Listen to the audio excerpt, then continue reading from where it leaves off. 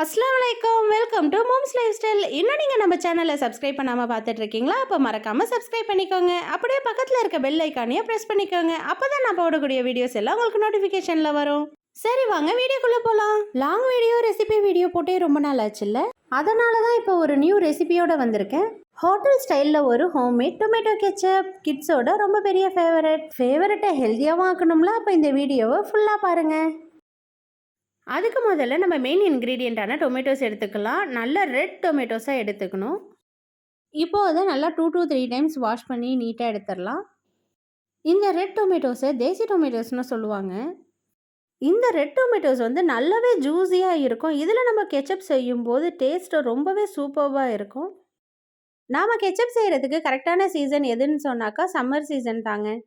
ஏன் அப்படின்னா அப்போ தான் இந்த ரெட் டொமேட்டோஸ் வந்து நிறைய விளைச்சல் வரும். அப்போ அந்த டைமில் வாங்கினோன்னா ரொம்பவே சீப்பான ரேட்லேயும் கிடைக்கும்.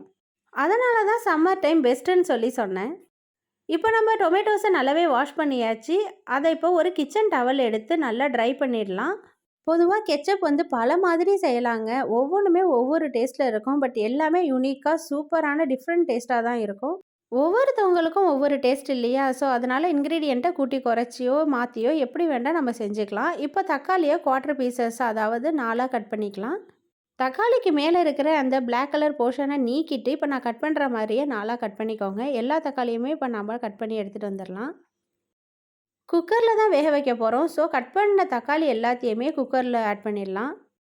எவ்வளோ ரெட்டான டொமேட்டோஸாக இருக்குது பார்த்தீங்களா? இது வந்து ஸ்பெஷலி சம்மரில் மட்டுமே இவ்வளோ ரெட்டான தக்காளி கிடைக்குங்க. மற்ற டேஸ்லலாம் இவ்வளோ ரெட்டான தக்காளி பெரும்பாலும் கிடைக்காது. நான் 1.5 கிலோ தக்காளி எடுத்திருக்கேன். அதுக்கு மீடியம் சைஸ் வெங்காயத்தில் ஒரு பாதி வெங்காயத்தை சும்மா ரஃபாக இப்படி 4ஆக கட் பண்ணி அதையும் ஆட் பண்ணிக்கிறேன்.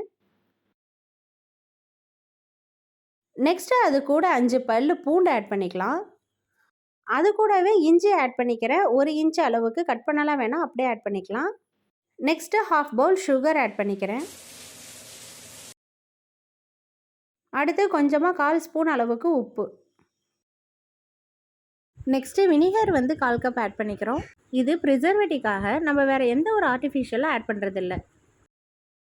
அடுத்து நம்ம 2 கிராம்பு ஆட் பண்ணிக்கிறோம். இது எல்லாமே நல்ல ஒரு ஃப்ளேவர் கொடுக்கும் கெச்சப்புக்கு. அவ்வளோதான் இது பொருள். இப்போ நம்ம க்ளோஸ் பண்ணி விசில் வச்சிடலாம். 3 விசில் வச்சு எடுத்துடலாம். எல்லாமே குக் ஆகி வரதுக்கு கரெக்டாக இருக்கும்.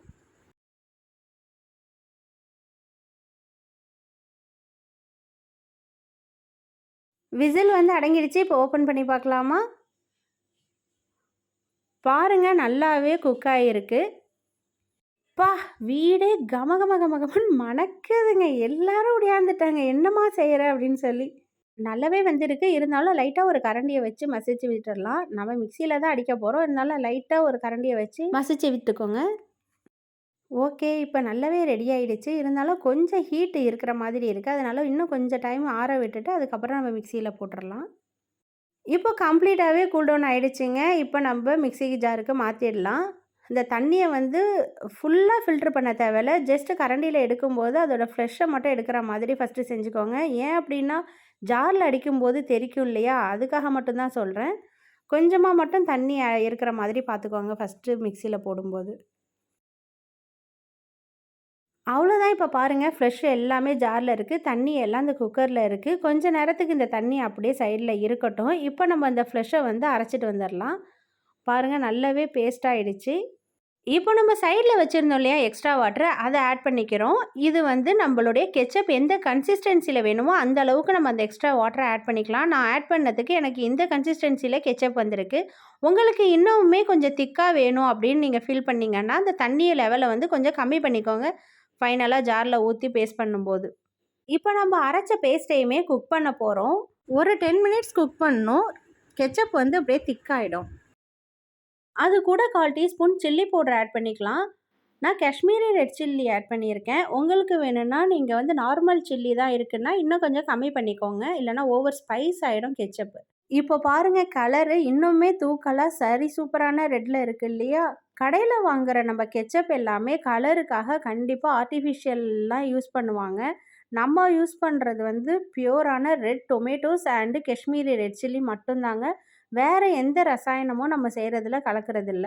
அடுப்பை ஆஃப் பண்ணிவிட்டு ஆற விட்டு ஒரு சல்லடையை வச்சு நம்ம அதை ஃபில்ட்ரு பண்ணிடலாம். நான் செய்கிறதுல பாதியே எங்கள் அக்காவுக்கு கொடுத்துடுவேன். அக்கா 2 பசங்க சாப்பிடுவாங்க இல்லையா? யாருக்கு தான் கெச்சப் பிடிக்காது சொல்லுங்கள்? கிட்ஸுக்கு மட்டுமா ஃபேவரட், நமக்கு இல்லையா என்ன? நம்ம செய்கிற இந்த கெச்சப் வந்து 3 to 4 மந்த்ஸ், அதாவது 3லேருந்து 4 மாதம் வரைக்கும் தைரியமாக ஸ்டோர் பண்ணி வச்சுக்கலாங்க, கெட்டு போகாது. ஒரு கரண்டியை வச்சு இப்படி லைட்டாக கிண்டி விட்டு ப்ரெஸ் பண்ணிங்க அப்படின்னா நல்லாவே ஈஸியாக ஃப்ளோ ஆகிடும் கெச்சப்பு. இப்போ இதோட கன்சிஸ்டன்சியை பாருங்கள். எனக்கு இந்த கன்சிஸ்டன்சி ஓகே தான். இல்லை இன்னும் கெட்டியாக வேணும்னு நினைக்கிறவங்க நான் சொன்னேன் இல்லையா, அந்த வாட்டரை கொஞ்சம் கம்மி பண்ணிக்கோங்க, அவ்வளோதான். இப்போ நம்ம இதை ஃபில்ட்ரு பண்ணோன்னா பாருங்கள், அதோடைய சக்கை எல்லாம் இருக்கு இல்லையா, அதை எடுத்து தூர போட்டுடலாம். அவ்வளோதாங்க, நம்மளோட எம்மி டொமேட்டோ கெச்சப் ரெடி. டேஸ்ட்டும் சும்மா டாப்பு டக்கராக இருக்குது. இனியும் ஒரு கவனமான விஷயம் இருக்குது. என்ன அப்படின்னா, இதை ஸ்டோர் பண்ணுறது. நம்ம யூஸ் பண்ணக்கூடிய பாட்டில் வந்து கண்டிப்பாக நல்லாவே வாஷ் பண்ணி, ஹாட் வாட்டரில் நல்லாவே வாஷ் பண்ணி கொஞ்சம் வெயிலில் ட்ரை பண்ணிவிட்டு அதுக்கப்புறமா யூஸ் பண்ணுங்கள். அப்போ தான் கொஞ்சம் நம்மளுக்கு நாள் கெடாமல் இருக்கும். நான் இந்த பாட்டிலில் ஸ்டோர் பண்ண போகிறேன். ஸோ அதுக்காக ஒரு ஃபனல் வச்சுருக்கேன். நீங்கள் ஃபனலையுமே நல்லாவே வாஷ் பண்ணி பியூராக க்ளீன் பண்ணியிருக்கணும். ஆஹா! டிப் பண்ணுறதுக்கு கெச்சப்லாம் ரெடி பண்ணியாச்சு. இனி என்ன? டெய்லி ஸ்நாக்ஸ் செஞ்சு என்ஜாய் பண்ண வேண்டியதுதான். நம்ம குழந்தைங்களுக்கு நம்ம கையாலேயே கொடுக்குற கேடு தாங்க இந்த டொமேட்டோ கெச்சப்லாம் கடையில் விற்கிறத வாங்கி கொடுக்குறது. கெச்சப் மட்டும் இல்லை, அது மாதிரியான எல்லா பொருளையும் தான் சொல்கிறேன். முடிஞ்ச அளவுக்கு உங்களால் உங்களுக்கு அந்த டேஸ்ட் வருதோ இல்லையோ வீட்டில் செஞ்சு ட்ரை பண்ணி அதை நம்ம குழந்தைங்களுக்கு கொடுக்கலாம். நீங்கள் இதே மெத்தடில் செஞ்சு பாருங்கள், கண்டிப்பாக உங்களுக்கு ஹோட்டல் ஸ்டைல் கெச்சப் கிடைக்கும். உங்களுக்கு இந்த வீடியோ கண்டிப்பாக ரொம்பவே பிடிச்சிருக்கும்னு நம்புகிறேன். அப்போ மறக்காமல் லைக் பண்ணி சப்ஸ்கிரைப் பண்ணிக்கோங்க. அது கூடவே நீங்கள் கேர் பண்ணுறவங்களுக்கு ஷேர் பண்ண மறந்துடாதீங்க. அடுத்த இன்ட்ரெஸ்டிங் ரெசிபீஸில் சந்திக்கலாம். தேங்க்ஸ் ஃபார் வாட்சிங்.